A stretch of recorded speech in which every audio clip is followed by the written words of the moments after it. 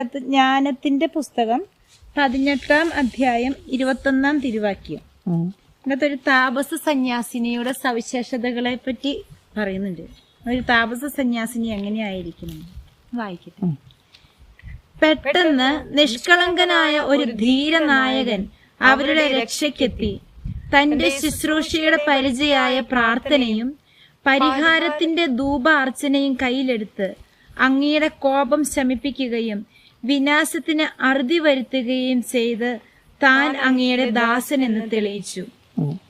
അപ്പൊ monastic values അതിൽ കാണുന്നുണ്ട്. ആദ്യം കാണുന്ന വാല്യൂ ഏതാ?